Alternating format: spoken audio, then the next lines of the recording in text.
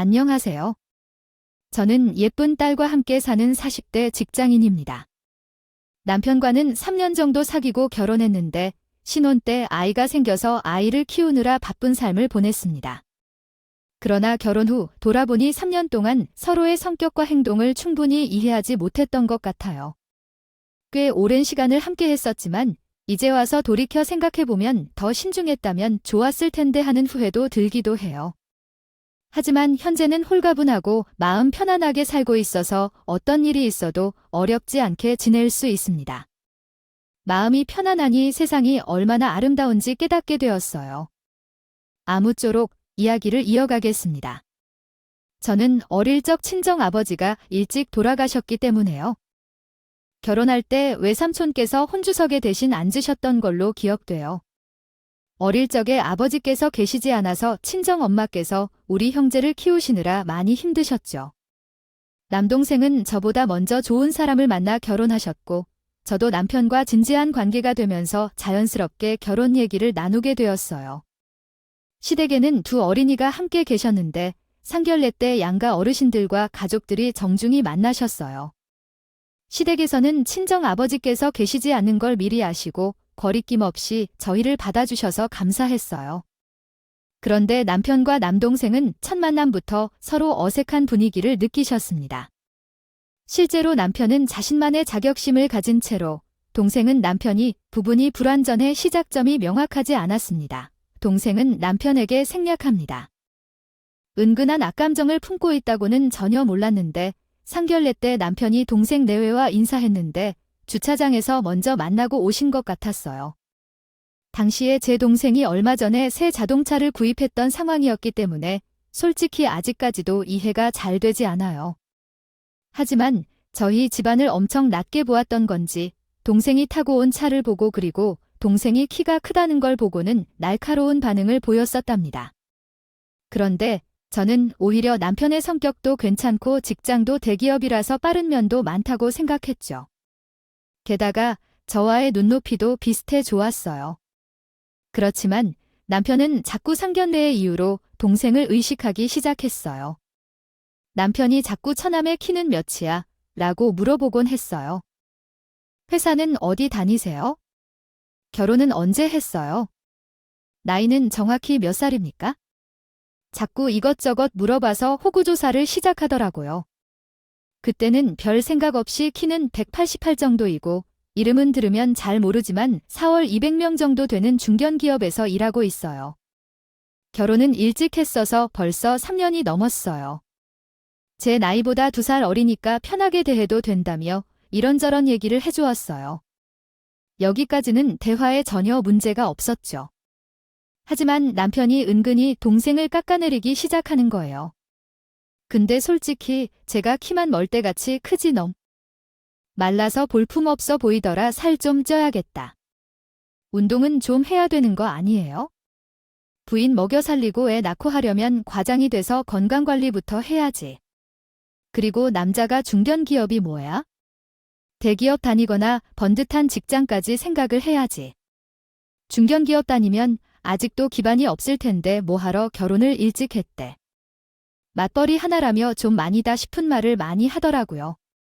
그래서 제가 동생은 내 가족이고 당신한테도 앞으로 가족이 될 사람인데 처남한테 말이 좀 심한 거 아니야? 내 동생한테 그렇게 얘기하지 마. 나름대로 열심히 살고 있고 키나 체격이나 그 정도면 상위권인지 뭘 그래? 둘 내외 맞벌이라며 우리 엄마한테. 용돈도 매달 꼼꼼히 챙겨주시고 잘하고 있으니 걱정 마요. 우리는 결혼 준비에 집중하자고 딱 잘라서 말했어요. 그 이후로는 남편이 처남 소리를 더 이상 하지 않았어요. 하지만 동생과 관련된 얘기만 나오면 남편의 표정이 안 좋아지더라고요. 이 문제는 결혼 생활 내내 거슬렸던 문제였어요. 사실 결혼식 당일에 정장을 입은 모습을 보니 키가 큰 동생이 더 멋있어 보였고 훤하긴 했어요. 그래서 관객분들이 동생을 보고 신랑이냐, 너무 잘생겼다. 키도 크고 멋있다 라고 하실 때 남편이 직접 듣고 불안하기도 했죠. 괜한 자격지심에 동생을 고격으로 생각했던 것 같아요. 결혼식 당일 시부모님들도 동생을 보고 멋있다고 한마디 할 때부터 동생에 대해 깎아내리는 말을 하시려는 것 같았어요.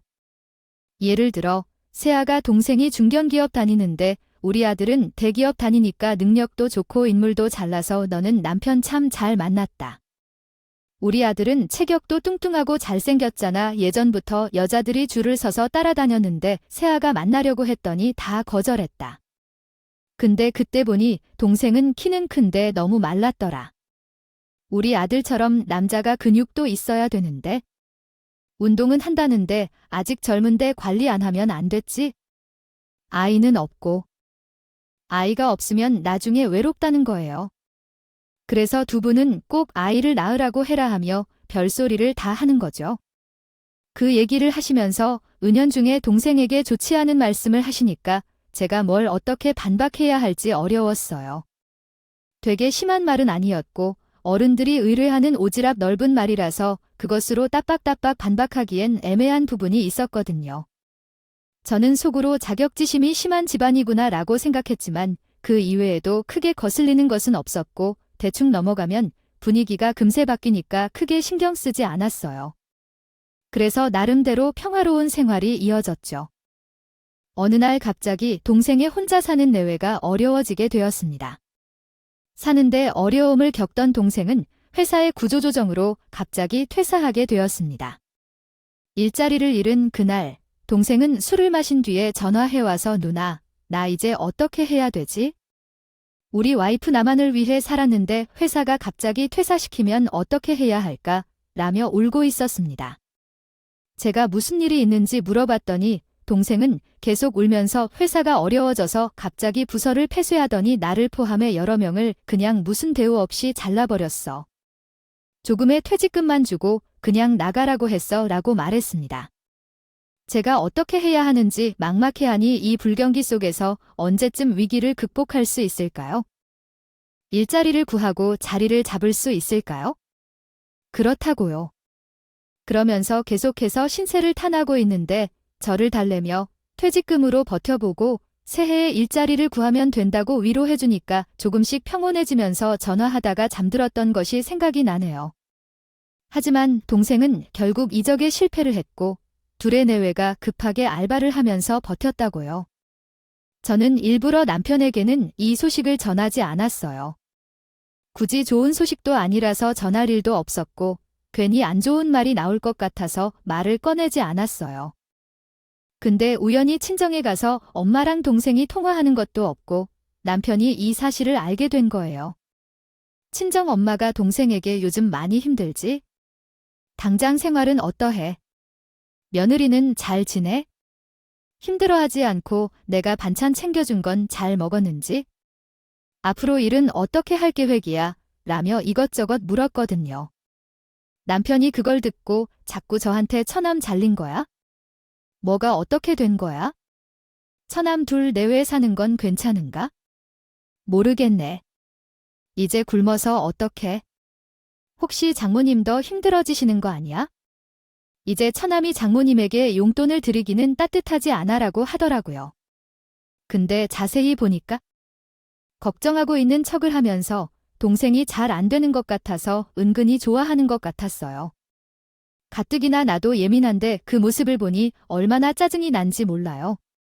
그리고 어느 날은 남편이 저에게 요즘 처남이 어떻게 지내는지 일이 그렇게 됐으니 많이 힘들 것 같은데 물었어요. 아예 그 소식을 몰라서 알게 됐으면 더 모를지도 몰라요. 직장을 잃었다는 말을 듣니 자꾸 신경이 쓰여요. 언제 우리 집에 한번 와서 아, 그래 이런 때일수록 가족이 힘이 되는 것이죠. 당신이 잘하는 불고기를 만들고 처남내외가 좋아하는 반찬도 좀 차려주고 나도 술 좋아하는 걸 한번 가져올게요. 날짜를 잡으면 알려줄게요. 안 그래도 동료가 맛있는 술을 알려주는 거려. 그러나 사려고 한 것을 갑자기 할 말을 해요. 그때 내 어려움을 털어놓으니 말은 예리하게 해도 신경을 쓰나 봐요. 그 생각이 들었어요.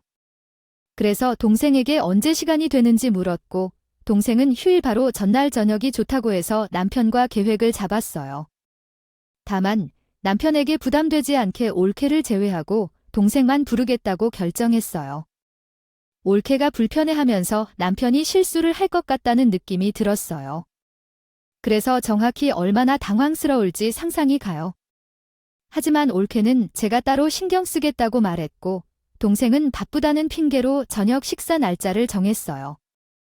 약속한 날, 동생이 집에 왔고, 동생은 그래도 빈속으로 오기모이 못하다고 남편이 좋아하는 디저트를 사왔어요. 남편이 그걸 보고 한바구음을 짓며 좋아하더라고요. 저는 남편의 얼굴을 보니 달달한 디저트를 먹으면서 동생과의 관계가 잘 회복되지 않을까 하는 기대감을 갖게 되었어요. 하지만 기대가 크면 실망도 크다고 남편이 하는 행동이 무례하게 짝이 없는 거예요. 일단 불고기와 잡채, 그리고 동생이 좋아하는 연근 튀김과 매운 등갈비 등등 상다리가 휘어지도록 상을 차렸어요. 그걸 보더니 남편이 쳐나무더니 밥상이 달라지네. 나랑 하윤이도 좀 이렇게 챙겨주면 안 돼 라고 했어요. 우리는 맨날 있는 반찬을 꺼내주면서 남편만을 특별하게 대접하는 것이 아니라고 말할 때 거부하는 것이죠. 평소였으면 불같이 화를 낼 텐데 동생 앞에서는 웃으며 서로 협력해서 바빠서 뭐 그래도 반찬과 국은 항상 준비해두고 하윤이 좋아하는 음식도 만들었는데 식탁에 앉기 전에 빨리 먹자며 부드럽게 넘어갔어요. 식사 자리에서는 그럼에도 무평범한 대화가 이어졌어요. 남편이 동생에게 최근에 무슨 일을 하고 있는지 물었더니 여러 가지 할 일이 있다고 하더라. 많이 고생할 것 같아 무엇이 필요한지 알리지 않았지만 내가 많이 도울 수 없다 하더라도 필요한 것이 있다면 언제든 말해줘. 불편하면 하윤 엄마에게 부탁해도 되고라며 어른스러운 말을 하더라고요. 동생도 형님 정말 감사해요. 아무래도 갑자기 형편이 어려워져서 속이 답답했는데 이렇게 저녁 식사 자리도 마련해 주시고 저희는 해드린 게 없는데 너무 죄송하네요. 와이프도 같이 왔으면 했는데 시간이 도저히 안 나서 죄송하다고 대신 전해달래요. 디저트도 와이프가 저한테 추천해 준 것이니까 이따 맛있게 드세요 라며 고마워했어요. 근데 문제는 술자리에서 시작됐어요. 술이 문제인지 남편이 문제인지 그날은 술이든 남편이든 둘 다 원수 덩어리 같더라고요. 식사를 마치고 본격적으로 남편이 부분해서 문제가 생겼습니다. 준비한 술을 꺼내면서 남편과 동생이 한 잔씩 주고받는데 남편이 처음부터 동생이 자기 주량 못 따라올 거라며 어색한 분위기를 만들었어요. 그러자 남편이 전화를 하면 나이 차이가 얼마 안 나지만 인생 선배, 사회 선배로서 얘기하는 건데 그렇게 계획 없이 사는 게 아니야? 남자가 그것도 와이프가 있는 과정에서 번듯한 직장 하나를 못 잡고 있는 게 말이 되냐? 이제 정신을 바짝 차리고 와이프를 먹여 살릴 생각을 해야 해. 애도 가질 거 아니냐? 부인과 자식에게 더 나은 모범이 돼야 해. 나도 밖에서 일하는 게 정말 힘들어. 거래처 사람들이나 다른 사람들에게 불편함을 표현하기도 해요. 하지만 제가는 그분 하나만을 바라보고 살아가려 해요. 천안이나 여러 가지를 따지지 말고 빨리 취직해야 한다고 이야기하는 거예요. 얼마나 보수적인가 하고 스스로 어려운 일을 하는 모습에 기분이 좋지 않았어요.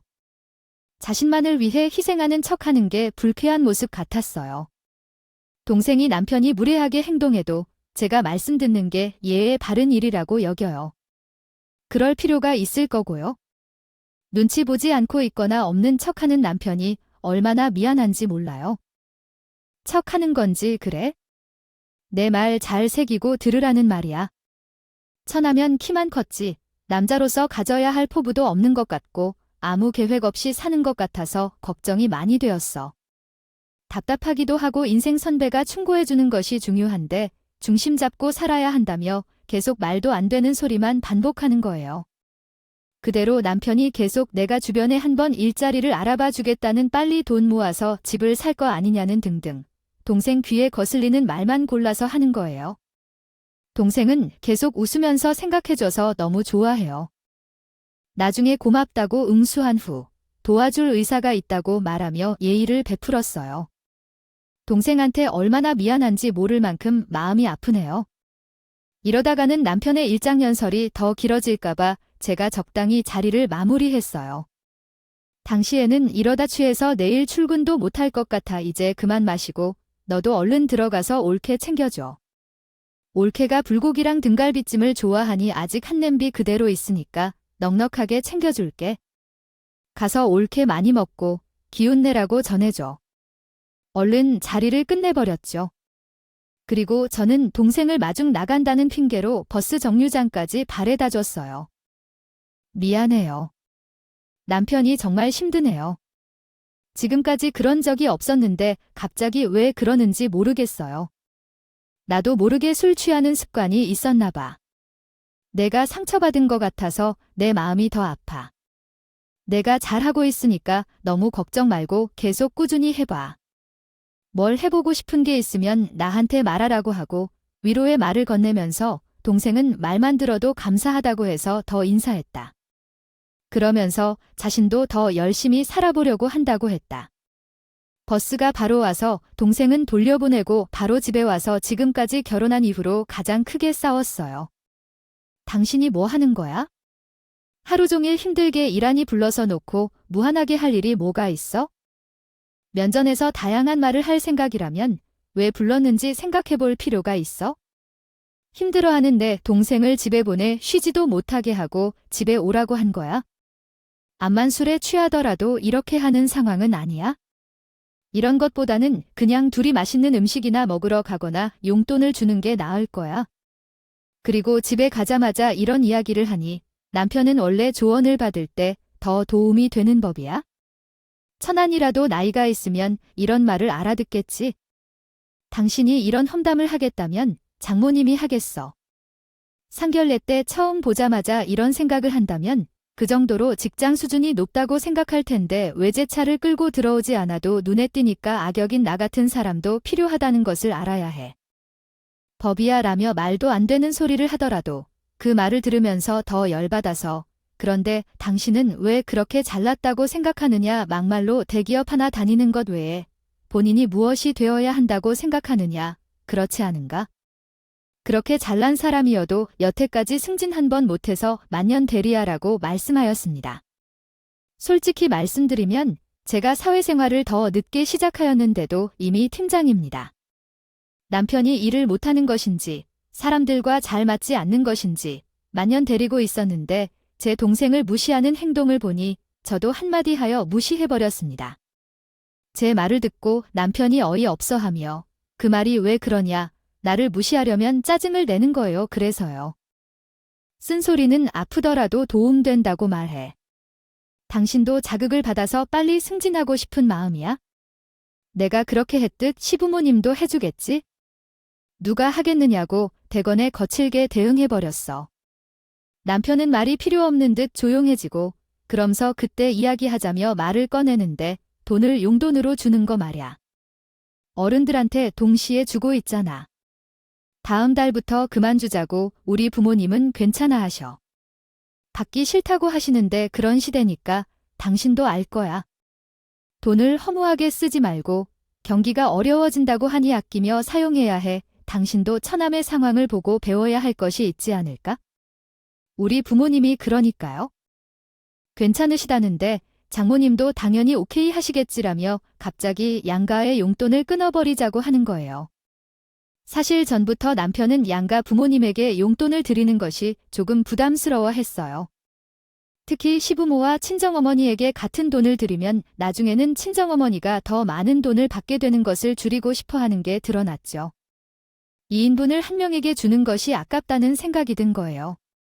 이건 우연히 남편의 친구와 카톡을 통해 알게 됐어요. 하지만 평소에는 시댁에서 제사나 모임을 모두 챙기고 있어서 눈치가 보였는지 대놓고 말은 못했었거든요. 저도 밖에서 돈을 벌어와서 번듯한 직장에 다니고 있지만요. 친정 엄마한테 욕을 먹을까봐 일부러 시댁 일이라면 두말 않고 했어요. 물론 시부모님은 그게 당연하다고 생각했고 남편도 마찬가지였죠. 그래서 양심이 있었던 건지 용돈이 어쩌고 하는 말은 제 앞에서 대놓고 못하더라고요. 그렇다고 남편이 제가 시댁이 하는 것만큼 진정으로 신경을 쓴 것도 아니고요.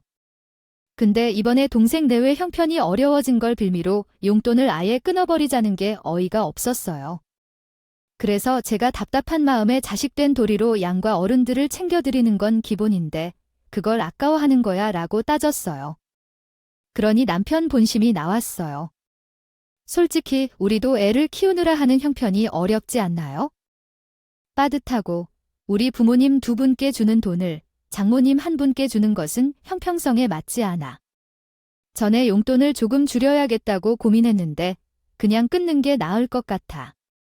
아이가 커지면서 더 빠듯해질 텐데 어른들은 용돈 없이도 생활할 수 있다고 생각해. 그러는데 운동 같아서 화가 나오 돈 걱정하며 어떻게 살아 용돈의 형평성이 없다며 그러면 앞으로 나랑 똑같은 비율로 성을 비교하자. 솔직히 말하면 내가 생활비가 변했어. 최근에 데이트에서 돈 많이 사용했다고 하는데 우리도 그거 한번 해보자. 생활비 통장을 별도로 만들었어요. 월급을 받으면 동일하게 입금하라고 요청했더니 그것을 거부당했어요.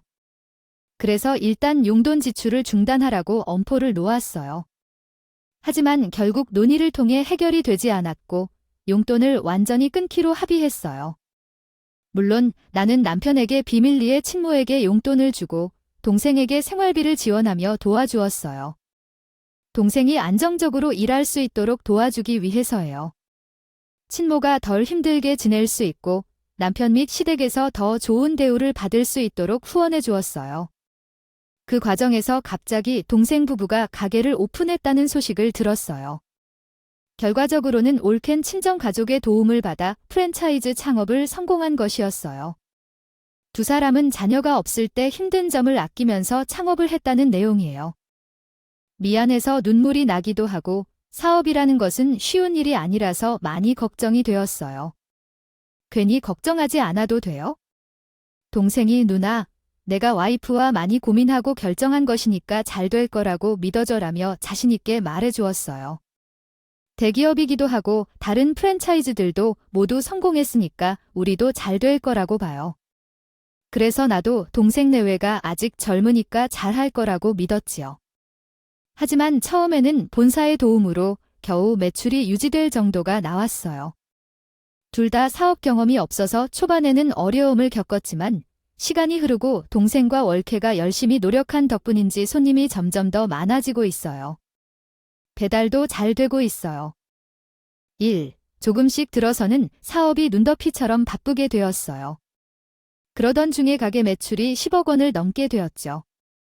남편은 동생이 가게를 오픈했다는 것만 알았지만 매출이 그렇게 잘 나오는 줄은 몰랐어요. 그래서 어느 날 지나가는 사람이 처남은 가게를 잘 운영하고 있어. 이제라도 자리를 잡아야 하는데 사업을 해본 사람이 하는 것이지. 이전에 아무것도 경험한 적이 없는 사람이 잘할 리가 있겠냐라고 말했어요. 그 말을 듣고는 조용히 무시했어요. 그와 같은 대답을 할 가치도 없고 시간도 아깝다고 생각해서요. 하지만 어느 날 동생이 저에게 신세진 것을 갚는다고 했죠. 우리 둘 사이의 관계에서 결국 신세를 환불한다는 의미였어요. 아이까지 가지 맛있는 것을 사주겠다고 하는 거예요. 우리는 그냥 적당히 괜찮은 식당에서 밥을 먹을 줄 알았는데 동생 내외가 고급 일식집에서 풀코스로 대접해준다고 하더라고요. 저는 동생 내외에게 사업이 잘 되더라도 이렇게 비싼 곳에 오면 어떻게 해야 할지 바빠서 여기는 언제 예약했는지 올케가 말려야겠죠. 식사 대접해주는 것은 감사하지만 너무 비싸면 우리가 부담스러워서 안 돼요. 다음에는 이런 곳이 아니라 그냥 고기를 구워 먹거나 파스타를 간단히 먹는 게 좋겠다. 또 이런 곳을 부르면 우리는 안 올 거예요. 하지만 갑자기 남편이 밥만 먹다가 처남이 매출이 어느 정도 나와라고 한마디를 내뱉는 것은 동생 자신만만한 표정으로 웃으며 우리 10억 정도 돼요? 이제 우리도 어느 정도 자리를 잡은 것 같으니 앞으로 자주 모셔서 식사 대접할게요. 안 그래도 정식으로 누나랑 자영한테 감사하다고 꼭 말씀드리고 싶었어요. 우리들이 힘들 때 든든한 버팀목이 되어주셨고 두 분 다 하윤이랑 생활하시느라 경제적 여유가 없을 텐데도 이렇게 도와주신 덕분에 가게도 낼 수 있었어요. 돌아오는 휴가철에 가족여행 한번 가시는 거 어떨까요? 제가 양가 어른들하고 누나 내외분까지 다 모시고 갈게요 라고 말했다. 날이 깜깜어두해질 때까지 내가 온통 땀에 젖으며 걷고 있는데도 피곤함을 느끼지 않았어요. 왜냐하면 우리는 한 방으로 돌아갈 것이기 때문이었죠. 남편이 그 사실을 중도로 기억하고 있을 만한 이유가 있기 때문입니다. 그가 사랑하는 사람인 동생을 상대로 한 나로서 상황대로 우리가 가진 이야기, 그 가운데 우리가 공존하면서 참여하고 있는 식상한 이야기로 제 자체적으로 대응하는 만큼 저희의 무심코 응한 이에게 의대 일전으로 뒤터으뜸에 혼내기 시작했어요. 당신의 남편이 화를 냈네요. 얘야, 너 그동안 나 원래 친정에 돈 퍼다 줬냐? 우리 먹고 살기도 빠듯한데 천안 도와줄 돈이 어디 있어? 처남한테만 준 게 아니라 장모님한테도 용돈 퍼드렸지? 너 내 말이 우습냐? 가장 말이 우스워. 나중에 처남한테 빌붙어서 돈 받아 먹으려고 나 몰래 챙겨줬냐? 어떻게, 당신 가족은 전부 다 그렇게 염치가 없는 거야? 그리고 꼴랑 일식집에서 식사 한 번 사면 끝나는 거예요. 계산 참 쉽게 버리네라며 앞뒤야 맞는 말을 하면서 버럭버럭 하더라고요. 저도 열받아서 그게 무슨 말이야. 이 보세요. 솔직히 당신 그동안 시부모님에게 매달 50만 원씩 드린 거 내가 모를 줄 알았냐? 어머니께서 전에 고맙다고 전화하셨어요. 속이려고 해야죠. 당신이 나보다 더 하려고 하는데 어디서 그렇게 큰 소리를 내고 내 동생이 힘들다고 하는데도 그걸 무시하네요. 당신은 가족이 힘들다고 하는데 안 도와주겠다고 대답했어요. 그래서 남편이 나는 아들이니까 당연히 내가 한 말이지라고 했는데 저는 처남의 아들인데 왜 당신을 챙기고 있을까요? 여자는 출가한 딸이라서 왜 시집와서 시댁 부모님을 챙기고 있을까요? 저는 부모님께 용돈을 드리지 않으려고 해도 시댁 부모님을 먼저 챙기려는 모습이 있었던 적이 있어요. 며느리로서의 도리도 지키지 못하고 친정만을 생각하는 것 같아요. 감싸고도 녀라며 점점 선을 넘더라고요. 제가 여태 시댁에 해드린 것은 생각도 안 나는 건데 더 싸워봤자 의미도 없을 것 같아서 제 속만 시끄러울 것 같아 그만하자. 당신이랑 더 할 말도 없고 시끄러워지는 것도 싫어. 밤중에 이웃들 다 들었겠다. 창피하게 이게 무슨 일이야 됐고. 당신이 시댁 챙겨드리려면 그렇게 해. 나는 내 친정 식구들 챙길 거니까 하고. 딸이랑 같이 잠들었어요. 그때부터 계속 냉전이었는데요. 싸운 다음 날 시어머니가 갑자기 저한테 전화를 하시더니 너 아버지하고 싸웠다며 라고 하셨어요. 돈 때문에 하는 게 아니에요? 만약 용돈을 준다는 게 아깝다면 말을 하지 말아야지. 어차피 친정에서도 챙겨줄 거 아니에요. 우리는 너희의 친정하고 상황이 다르기 때문에 너희들이 용돈 없이도 사는데 문제가 없다는 말씀을 듣니 당황스러웠어요. 그 말을 듣니 남편이 애시당초 시부모님께 용돈을 끊을 거라는 말도 한 적이 없었고 친정에만 용돈을 주지 않겠다고 아예 판을 깔았다는 걸 그때야 알았어요. 그래서 제가 어머니 그게 아니라요라고 반박하려고 했지만 시어머니는 됐다. 변명할 것도 없다. 앞으로 친정이나 잘 챙겨드려라. 나는 내 아들 덕분에 살 거야. 제 접니다. 제가 놓치고 있었던 부분이 있습니다. 다시 한번 해드리겠습니다. 참, 다음 주에 제사가 있나 알고 준비를 잘해라고 하시며 끊어지는 일하다 말고 시어머니가 전화를 받으니 얼마나 황당했는지. 저는 남편이 안 하는 행동을 보기 싫어서 앞으로는 시댁 제사나 행사 참석이나 아무것도 안 해야겠다고 다짐했었거든요. 그래서 시어머니에게 다시 전화를 걸어서 앞으로 제사는 시어머니와 하세요 라고 말하려고 했는데 일부러 전화를 받지 않으시는 건지 계속 전화를 받지 않았어요. 그래서 결국 저도 연락 안 하고 가지 않으면 되겠다 싶었거든요. 당장은 급한 일에만 몰두했죠. 그런데 퇴근 후에 더 큰 사건이 발생했어요. 남편이 그날은 부가 더 이어지는 내용을 보내주시면 추가 수정을 도와드리겠습니다. 평소보다 조금 더 늦게 퇴근한 것 같은데 갑자기 씩씩거리며 제 앞에 통장을 던지는 건데요. 그러면서 야, 여기로 그동안 장모님 용돈 준 거며 천안 생활비 준 거며 싹 다 받아와라며 소리를 지르더라고요. 저는 어이가 없어서 그게 무슨 말이야 라고 되물었고 남편은 처남이 무슨 능력이 있어서 가게를 오픈하면 매출이 10억이나 나오냐. 너 혹시 처남 가게 연 거 거짓말 아니야? 사기쳐서 돈 번 거 아니야? 알바나 하고 빌빌거리던 놈이 언제 갑자기 매출 10억을 찌고 처남 형편 어렵다는 것도 거짓말 아니었냐, 우리한테 사기친 거 아닌가 모르겠네 라고 말했습니다. 당신이 처가에 퍼뜨린 돈으로 우리 부모님에게 더 드려야 했는데 받아오지 못하면 그냥 처남 가게에서 살면서 지내야 해요. 여행 같은 것은 누가 좋아하겠어요. 그때 따라가라고 하는 게 닭인데 처남이 그런 상황에서 당할 거라 생각해봐요. 그냥 곁에서 박수나 칠 사람이 있어야 할 거잖아요. 당장 거기서 돈 받아와 주세요. 동생인 내외가 선물 받은 대접을 했던 순간부터 마음이 이혼 통로로 기울었어요. 그런데 남편이 동생 가게에 가서 살라며 사기를 친 것 같지 않다고 하는데 그런 소리를 다 하다 보니 정식이 떨어지더랍니다. 그렇지 않아도 동생이랑 함께 계획한 휴가 때 양가 부모님과 함께 여행을 가려고 했는데 남편이 돌아설 것을 예상해 제가 돈을 버텨야 했어요. 이런 내용은 명확하고 읽기 쉽게 다시 정리해 보겠습니다. 인간은 이것밖에 못 되는구나 생각해서 부질없다고 생각했어요. 남편은 동생이 못한 것을 보며 조용히 내가 더 나은 줄 알았는데 동생의 가게가 대박나자 배가 아파서 살 수 없다고 느껴지는 모습이 자꾸 보여서 나는 못난 인간과 결혼했나 생각이 들기도 했어요. 남편은 간장 종지 하나인 사람이기에 친정에 가는 게 더 좋겠다 싶었죠. 그래서 동생을 무시하고 돈을 탐내는 남편의 모습을 보기 싫어서 친정에 가기로 결정했습니다. 짐을 싸서 아이들과 함께 떠나겠다는데 그렇게 받아들이라고 말했고 여행을 위해 새 가방을 샀는데 자주 사용하라고 대답했습니다. 캐리어에 옷과 필요한 물품을 던져놓고 손을 잡고 친정에 갔어요. 남편은 제가 정말로 떠나간 줄을 몰랐는지 당황했어요.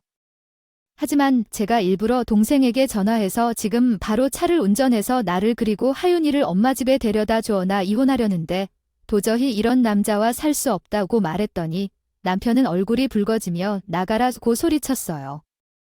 남편은 제가 집을 나간 사실을 시어머니에게 전부 이야기했는데 계속 전화가 왔지만 전 아예 받지 않았어요.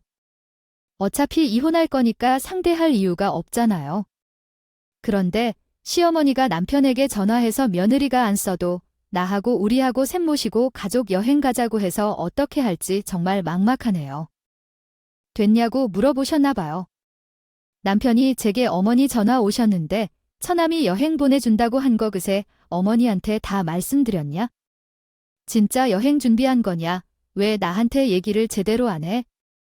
뒤에서 너희들끼리 여행지 매일정이며 다 정하면 좋냐? 이런 걸로도 나 무시하냐? 너는 정말 기본이 안 되어 있는 여자네. 뒤에서 몰래 친정에 돈이나 퍼주는 것만 잘하고 다른 건 죄다 엉망이네라며 혼자 급발진하는 거예요. 저는 그냥 끊으려다가 너무 어이가 없어서 그래 내가 동생 도와줬다. 우리 엄마 몸 아파 일도 못하시고 노령연금으로 겨우 사시는 거 알고. 시부모님은 국민연금이 있잖아. 노령연금이 있어서 여유롭게 살 수 있어? 그래서 엄마에게 용돈을 주는 것을 아까워하지 않고 시댁에서도 더 신경을 쓰고 볼 수 있었잖아. 그런데 그 과정에서 동생까지 그렇게 되니까 내가 도와줬어. 내가 가족을 도와주는 게 잘못된 게 아니라고 생각해. 내가 내게 너무 소중하다고 말하면서 나도 너를 소중히 여기고 챙길 거니까.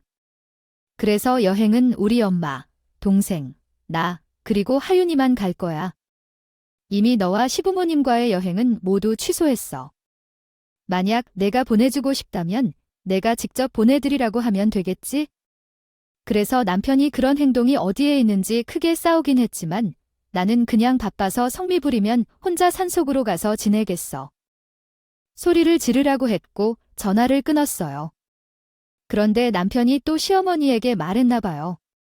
바빠서 정신이 없었는데 갑자기 시어머니가 전화를 걸었어요. 거래처에서 기다리던 중이라 모르고 받았거든요. 그래서 시어머니는 너는 친정만 감싸냐, 며느리돌이 안 할 거야. 시부모를 무시하는 것도 유분수지 주변에 며느리가 여행을 보내준다고 자랑했는데 이제 와서 무슨 일이야. 그리고 애를 데리고 친정에 가는 건 또 무슨 경우냐고 했어요. 빨리 집에 들어가고 우리도 여행을 같이 갈 거니까 다시 예약해. 너희 동생도 돈을 잘 버는데 내가 이제 친정에 신경 써야 할 일이 뭐가 있느냐, 이제는? 며느리로서 시부모님께 할 돈이 정중하지 않으면 이번 일은 조용히 처리해 드릴게요. 하지만 도리에 맞지 않는 말씀을 하시는 거예요. 저는 어머니께서 여태까지 시댁 제사를 비롯한 행사에서 빠지지 않고 도와드렸잖아요. 그 정도면 시댁에서 돌아와야 할 일이 아닌가요?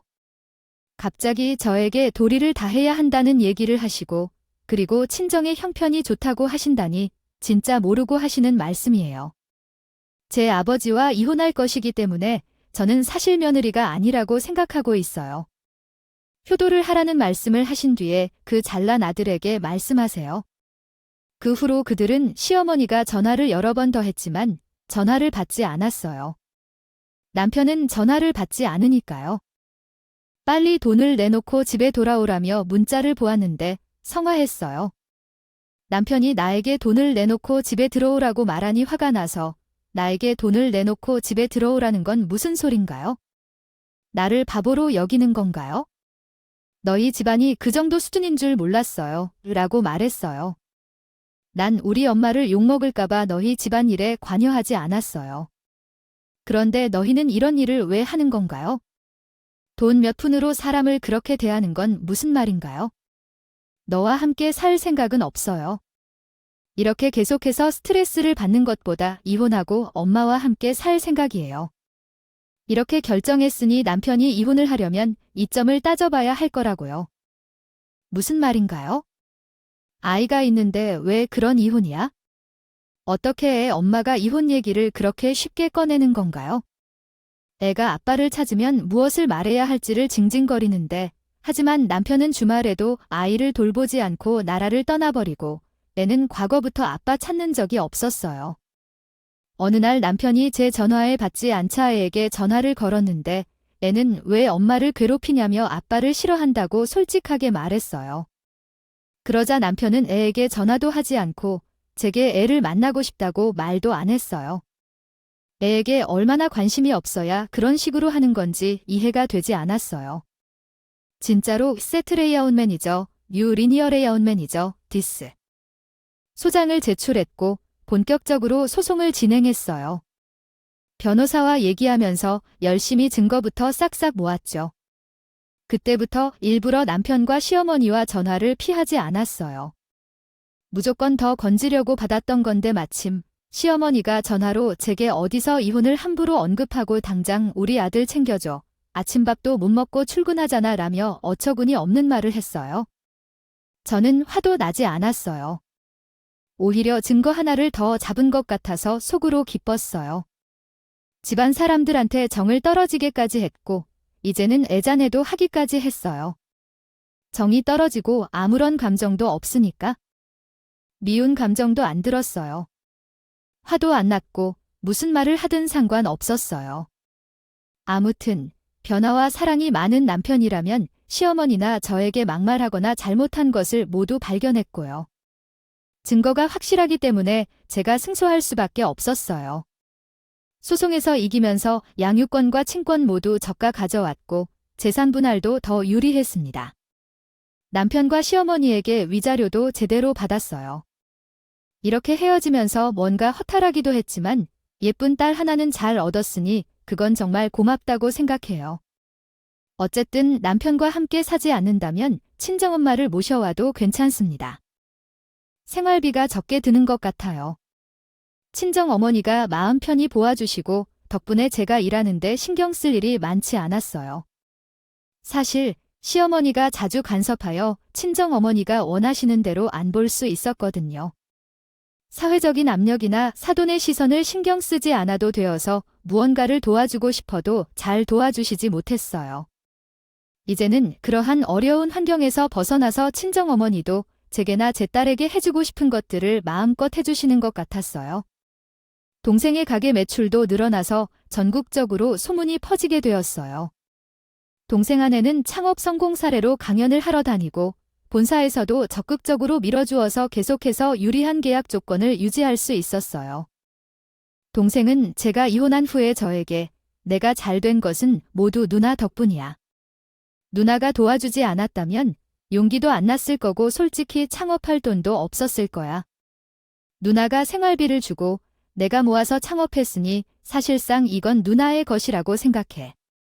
와이프도 누나에게 항상 고마워하고 있고 앞으로 필요한 것은 다 누나가 사주고 우리 조카가 부족함 없이 잘 자라도록 노력할게. 우리가 아이를 낳으면 누나는 많은 조언을 해줄 테니까. 꼬꼬마였던 아이가 언제 이렇게 컸나 싶어 괜히 눈물이 나요. 고맙다고 하면서 눈물을 글썽이지 라고 말했습니다. 동생도 저에게 울면서 이야기했어요. 그렇게 큰 어른들이 서로 위로해주면서 훌쩍이는 모습이 인상적이었죠. 이혼 후에는 남편과 별다른 교류가 없었어요. 법정면에서 양육권을 빼앗지 못해서 매달 한 번씩만 자녀와 만나게 했어요. 자녀에게 충분한 관심을 주지 못했고 남편도 귀찮아하는 듯 했어요. 점점 자녀와의 관계를 소홀히 하고 있다는 걸 알았어요. 이렇게 거부적인 자세라도 없는데 아빠가 필요하다는 건 왜 그런 건지 이해가 안 갔어요. 그러던 어느 날 갑자기 남편이 전화를 했어요. 내게 도와줄 수 있을까? 내가 너무 많은 빚이 있어서 좀 도와줘야 할 것 같아. 나도 너와 아이들이 부족한 점에서 더 신경 써야겠다고 생각되어서 주식을 좀 했는데 란 얘기였어요. 이혼 후에 뭐가 숨길 게 있겠어? 어쨌든 한 번에 마이너스로 치달린 수준이 되었어. 갑자기 몇억 원대를 낸다고 하니까 나 혼자서는 감당할 수 없었거든. 그래서 처남이 돈을 많이 벌었다고 해서 나도 그거 체인점 창업을 좀 해보려 하는데 다리 조금 나보면 안 될까? 그래도 옛사이를 생각해서 창업하려면 돈 좀 꿔주면 안 될까 너? 그때 나한테 줄 돈도 안 주고 있잖아. 내가 통장에 다 받아오라 했는데 왜곡 안 받았잖아. 너도 사람이면 나 좀 도와주라는 말도 안 되는 소리를 하니까. 그렇게 돈돈거리다가 남동생에게 질투하다 주식하고 그나마 남은 돈까지 다 말아먹은 거였죠. 기가 차서요. 얘야, 넌 내게 어떤 돈을 요구하고 있는 거야?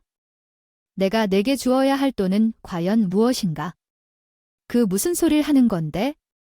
만약 그렇게 따져본다면 넌 내 부모님께 용돈을 돌려받았겠지. 그렇다면 내가 너에게 준 돈을 다시 찾아달라는 말이 되겠지만 그건 설사 나쁜 소리지도 않아. 그리고 내가 창업이든 빚이든 무슨 상황을 겪든지 우리는 이미 남남 관계니까 이렇게 얘기하고 싶으면 다신 연락하지 마. 하윤이를 만나게 되면 직접 얘기를 해봐. 난 너와 돈에 대해 이야기할 의무가 없다고 외쳐서 너를 차단했어. 이제 돈 문제로 헤어질 거라면 이제는 마음 놓고 엄마, 동생들과 맛있는 음식을 많이 먹고 자주 여행 다니며 행복하자.